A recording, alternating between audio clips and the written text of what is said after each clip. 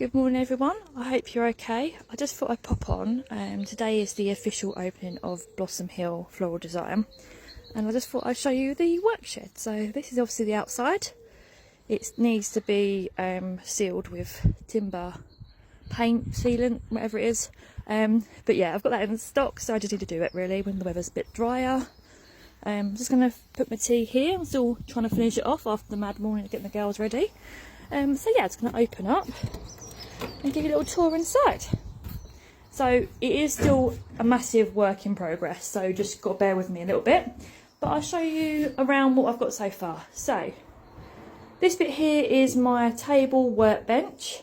I'll be making all my floral things here, and hopefully I'll be able to do videos so you can see me making bits, condition the flowers. A little bit behind the scenes will hopefully go on there. Then underneath I've got my cellophane and paper rolls, along with some floral foam and some trays, box of bits and bobs, spare bits and stuff.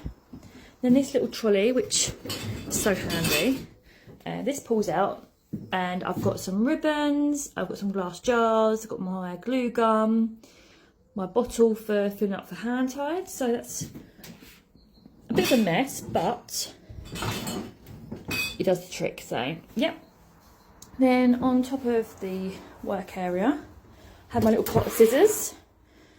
Each pair of scissors in here have their own job. So this is for my paper and cellophane. These are for cutting stems of flowers. Absolute amazing scissors.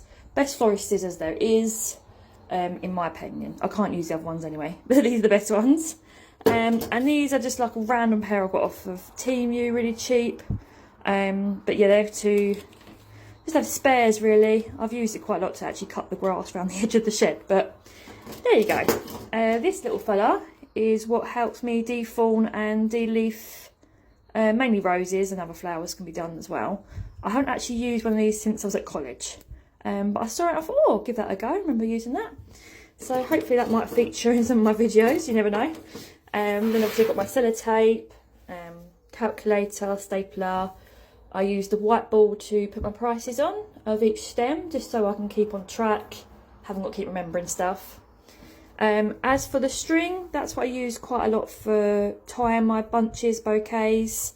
I try not to use the poly ribbon too much in my work, especially gift work anyway, so that's used quite a lot. Then we've got this little pile of blossom garlands. I've got these because once the shed's done on the outside, I plan to put these above the top of the door, so I've got some greenery to come with them. But yeah, they're a bargain in the range, so I couldn't really leave them behind, could I? This little area, I have all the cards, so I've got some plain cards at the moment. I'll eventually start building up on those. But yeah, when you order your flowers with me, whether it's a gift bouquet, bunch, or a funeral tribute, you have the option of having a card message added. So I can either write something for you, or you can have the card given to you and done at a later date. All my cards are handwritten. I just find it a bit more personal. I know a lot of florists have started printing the card messages, which is up to them, but I like to do handwritten personally. So there you go. This little birdhouse will eventually go out the side of the sheds. But yeah, it's quite cute. It's obviously stored in here for a moment, so it doesn't get ruined until I can put it up. Then we have the stem and leaf bin. This will be filled and then it goes to compost. Just because I like to keep it separate, that's what I've decided to do. The florist I've worked in before, everything goes in together. But, you know, I'm a small little florist, so I can separate it. It's easier for me. And it gets reused, which is brilliant.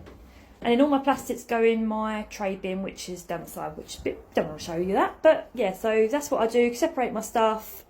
One goes recycled with the tray bin, and the stems go and be reused for compost. This little, excuse me, a little bit of wood, obviously I'm still sorting out. This boxes here have my hand tied boxes in. Eventually when I've got a unit in here, I will obviously display them a bit nicer, but at the moment they're in there to keep them straight really, because they go bendy and out of shape otherwise. Here you can see I've got a little pile of buckets. This is where all the fresh flowers live when I have them in stock. And so I condition the flowers as they come in, put them in the buckets of with water, and I use them as I go. So hopefully when I've got some stuff in, I'll be able to share with you what I have. That's what you'll see is this little area. Eventually I'm going to have a little stand mat built, and the buckets will go on the stand and display a bit nicer. But for now, that's what we're working with. So basically that's all the bits I've got in the shed so far. The walls will eventually be insulated, which will help it keep cool, hopefully in the summer. And in the winter, maybe a little bit warmer. But the glamorous side of being a florist, you're always pretty cold. Whether it's summer or winter, you're always cold. So I'm used to being cold. I wear lots of layers, and I wear my heated vest jacket. But yeah, everyone thinks being a florist is glamorous. You get to play with flowers all day. I'm hopefully going to show you behind the scenes of it's not as glamorous as people think it is, and it's a lot of hard work. So yeah, the flooring will eventually be lino. I've got that ready to be done, which will obviously keep it easier to sweep and mop, because I like to keep it mopped, just because I don't like too much mess.